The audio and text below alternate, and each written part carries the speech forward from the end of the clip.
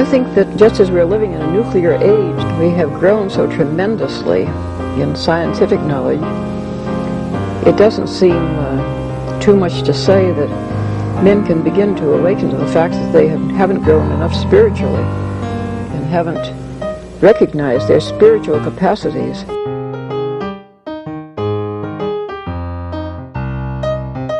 Once something like eating is death, then you've struck at the very heart of life.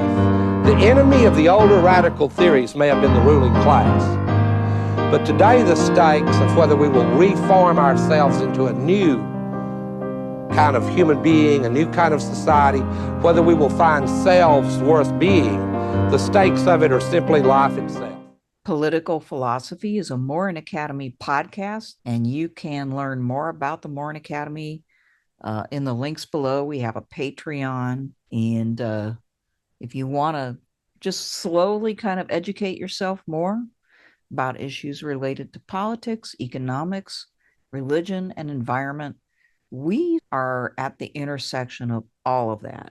And what I do on this channel is political philosophy. So why are we doing this work of fiction? Well, if you've listened to the other episodes, and I believe I've done like 4 other ones on this book, you will know that sometimes fiction can speak more directly and more loudly than straight up political philosophy. And there's plenty of political philosophy within fiction.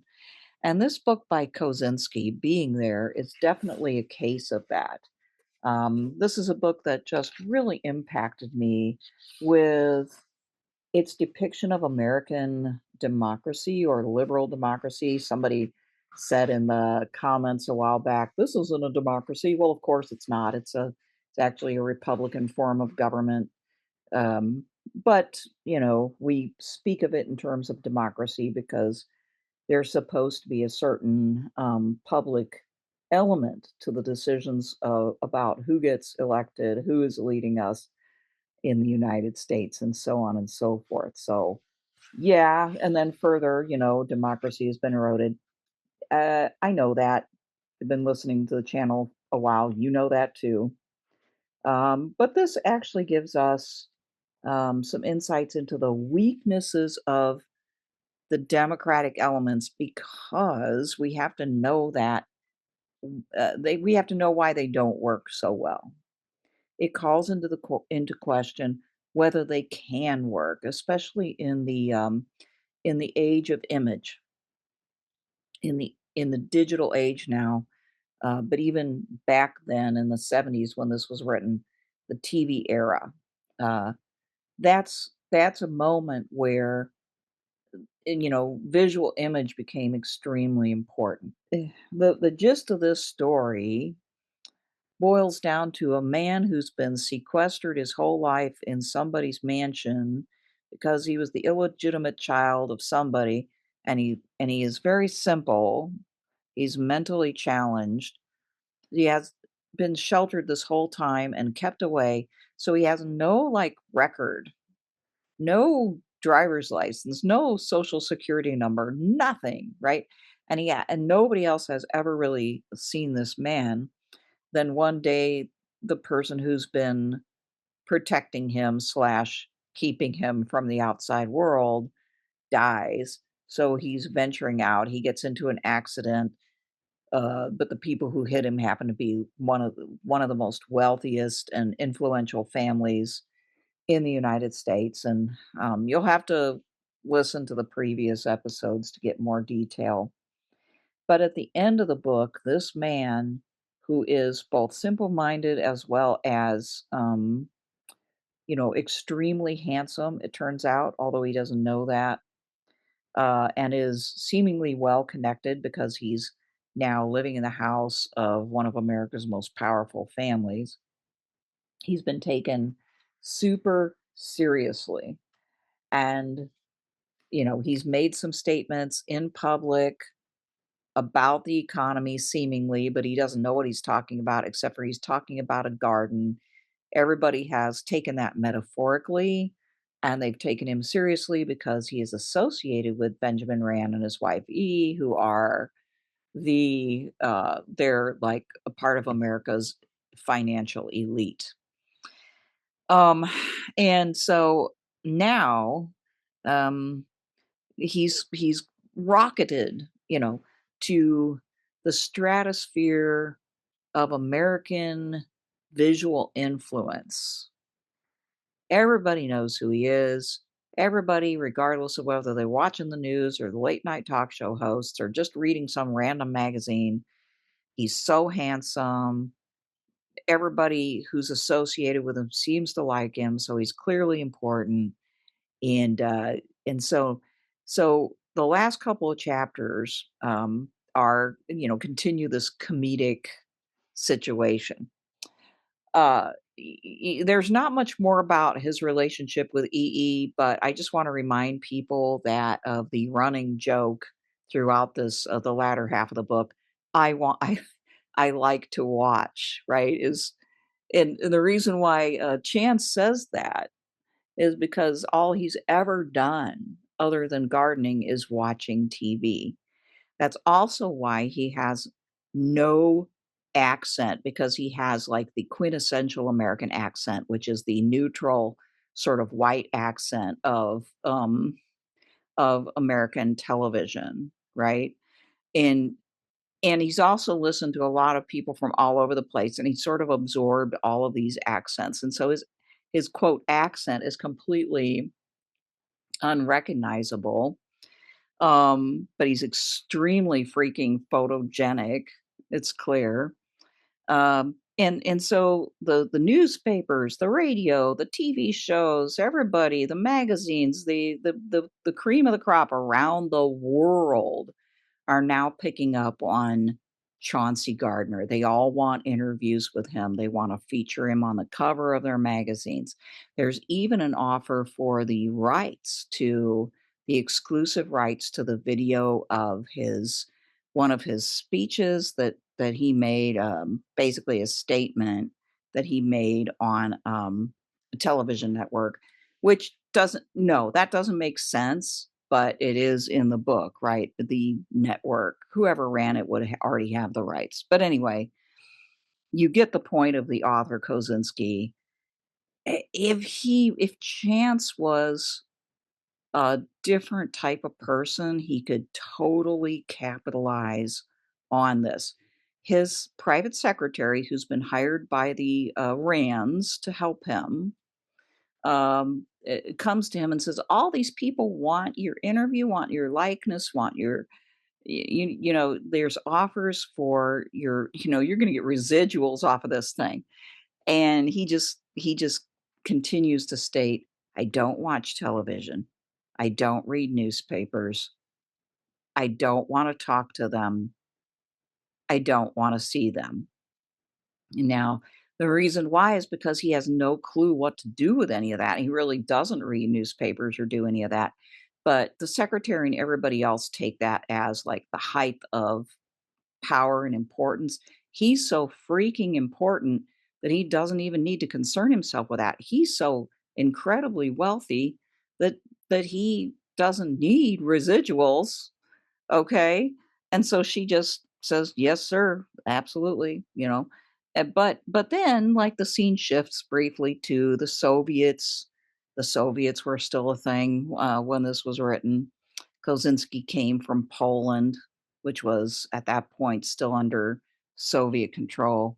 Anyway, so he he goes over to, the Russians, and the man who's Skropanov, who's been trying to like figure out who the heck this guy is getting really frustrated, and his minions can't find any information on him. Finally, he gets like really frustrated, and the man that he's been relying on, his second hand, or I should say, right hand man, just is honest with him and says, I we really can't find anything. So he then goes to an underling of that guy, which is an insult par excellence, right? And says, hey, my lieutenant can't give me any information. What do you think? Would you look into it? So the guy goes away and he looks into it for a while, and he, of course, determines that he can't find any information out about Mr. Chauncey Gardiner. And so um, he then comes up with a theory. And this is I think this is interesting because this is the power of theory. Now, I am a theorist. I think theory is absolutely necessary for us to think well, but you also see here where theory can be misleading. Theory comes in sometimes when there's an information vacuum, which is why, for instance, we have conspiracy theories when there's an information vacuum, or the information that we're getting just doesn't make any sense. There's this room for theory. So this man says to the Russian, I think it's an ambassador. Anyway, he says to him, "I have a theory, right? My intelligence says that this Chauncey Gardiner doesn't have any identity because he's a plant. He is a person who is actually working for an elite conspiracy." So, um, the his boss says, "Oh my gosh, that's an incredibly, useful insight. Explore that further, and we'll keep an eye on him." And he feels really good about himself because finally he thinks he's figured it out. We need to keep an eye on this guy. Probably the United States is falling apart. It's going to be in for turmoil. This is good news for the Russians. Okay, so that's where we leave them. And then on the other side, the president of the United States is still trying to figure out who he is as well. And he gets news that the Russians are looking around and can't find anything. And he is very, very concerned. And the way that they leave that after many comedic exchanges is that they suspect that maybe Chauncey might be a Russian spy or some other type of operative, but they're not sure. They don't know what to do with him. It's incredibly frustrating. Okay, so then towards the end of the story, as if that wasn't enough, we have a conversation in the last chapter that appears to be about the other party in the United States. So let's just imagine, although it's not stated, so it could be that Mr. Rand is a Democrat. But let's assume, just for the sake of like in visualizing, that Rand is a Republican. So I think that in the last chapter, we might be looking at conversation amongst Democrats. And these Democrats are trying to figure out, well, who is going to be the running mate of the main guy who wants to run against the president in the next election. And it says that they basically are talking about Duncan has decided not to run with me. And that leaves us without a candidate. Okay. And they go through a list of various candidates for running mate, for vice presidential running mate. What about this guy? What about that guy? Well, they all have a problem having to do with their background, right? Their statements, there's baggage. But then one of the people says, oh, Flattery is his name. He says, Flaherty, I guess. He says, I think I have someone. What about Chauncey Gardiner? Gardiner? The man on the sofa said, Chauncey Gardiner? We don't really know anything about him, do we? Our people haven't been able to find out one single blessed thing. He certainly hasn't been of any help. He hasn't said a thing about himself ever since he moved in with the Rands 4 days ago. 4 days is what we're talking about here. Okay. Then I would like to state, said Flaherty, that this makes me think of Gardner as an even better bet. Why? Several men chorused. O'Flaherty spoke easily. What was the trouble with Duncan, with Frank, with Shellman, for that matter, with so many others that we've considered and had to reject? The damn trouble was that they all had background, too much background. A man's past cripples him. His background turns into a swamp and invites scrutiny. He waved his arms excitedly. But just consider Gardner. May I stress that what you have just heard from the most authoritative voice is Gardner has no background. And so he's not, it cannot be objectionable to anyone. He's personable, well spoken, he comes well across well on TV. And as far as his thinking goes, he appears to be one of us. That's all. It's clear what he isn't. Gardner is our one chance. I want to stop there and say, isn't that interesting? Because, I mean, here's a man, Chauncey Gardiner, who's been living with the Rands, who at the very least are examples of like the cream of the crop, top wealthy people with an interest in, keeping the economic system going and very tight with the president of the United States. But these people, maybe Democrats, are thinking he's one of us. Well, there's twofold point to make here. One is that I think Kosinski is saying there's really not that much difference between Republicans and Democrats. They both basically support the same thing. It's maybe a matter of style. So, whoever these people are, the fact that he's been living with the Rands and kind of like associating with the other side does not really push them off the idea that he could be one of them. And then the other point I want to make is the reason why it's possible for them to think that he could be one of them is because of his innocuous visual image and his innocuous visual statements that are all about the garden that you can read into whatever you want, which is actually an incredibly powerful quality of deceptive political rhetoric. Even Plato taught us that way back long time ago in ancient Athens, right? So Gardner is like the perfect vehicle in the visual age of rhetoric that is eminently readable as whatever you want it to mean. And so these people thinking about who should be uh, the running mate of the future president of the United States and therefore possibly could someday be president is a guy with no background whose statements, when you look at them, just literally are nonsensical in the context, the political context that he's supposed to be in. But it's perfect. It's perfect for them. No background, good looking, says things people like, what's not to like. So there's this hint at the end of the book that he could be a vice presidential running mate, and it all depends really on what EE tells him to do. Because Chance knows that this is his new boss. It's his source of shelter, where he can sit in his room and watch TV all the time. And so, of course, he's going to do whatever she tells him to do. Like that's the same situation he had with the person who owned the previous house he was in.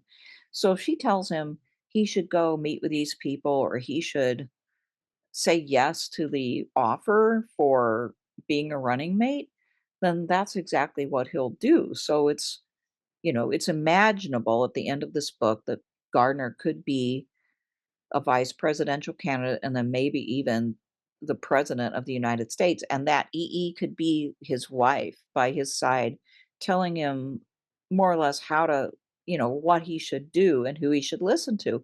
And of course, since these offices at the highest level are not offices that you can run on your own anyway, an innocuous, empty headed person who follows orders is exactly the kind of person who could make a successful president. The very end of the book has him at an event with EE. Um, he's, ushered through a blaze of photographers. It says he was bewildered. He reflected and saw the withered image of Chauncey Gardiner. It was cut by the stroke of a stick through a stagnant pool of rainwater, which, by the way, what a great sentence there. In some ways, Kosinski wasn't always a master of the English language, but It was cut by the stroke of a stick through a stagnant pool of rainwater. His own image was gone as well. He crossed the hall. Chilled air streamed in through an open window. Chance pushed the heavy glass door open and stepped out into the garden. Taut branches laden with fresh shoots, slender stems with tiny sprouting buds shot upward. The garden lay calm, still sunk in repose. Wisps of clouds floated by and left the moon polished. Now and again, boughs rustled and gently shook off their drops of water. A breeze fell upon the foliage and nestled under the cover of its moist leaves. Not a thought lifted itself from Chance's brain. Peace filled his chest. That's the way the story ends. And I would also say that that peace that Chauncey has or Chance has in his heart that's born of simplicity is exactly what people are attracted to when they meet him. That sense that this person is not troubled is taken for incredible self-confidence and knowledge, but actually it's just that he doesn't have enough going on in his head to have angst, and people don't know what to do with that. I hope that you enjoyed this series. This is an incredible book. I would encourage people to get it, to read it for themselves, maybe to watch the movie that was based on this novel. I think if we live in a society such as ours, the lessons that we can take from it are multiple, but we have to understand that maybe more important than anything else in trying to judge our leadership is just pure common sense, right? Everything but common sense entered into this story. We had people just could not believe like what was they were hearing or seeing right in front of their eyes. So they filled in all of the seemingly missing pieces. Whereas if you're able to detach yourself from being impressed by looks and money and social relations, who people are associated with, and you simply look at the words and the actions on their own, you will get a better gauge of who you're dealing with. That is common sense. It's not relying on experts. It's not relying on data. It's not relying on anything other than our own senses and intuitive knowledge, right? So I think this is the message of Kosinski. Kosinski, I'm sure, wanted democratic institutions to succeed. And like other thinkers of his time period, he wanted to say, for this to last, for this to succeed, for this to be able to give good leadership to people, people have to employ their own judgment and common sense. So it's a very American message coming from a Polish author who lived in America and appreciated where he was and was contemplating the vulnerabilities that it was experiencing at the moment through the visual media through anyway. I hope you have enjoyed this, and I will see you next time, probably for that interview with Caleb Campbell on his book Disarming Leviathan.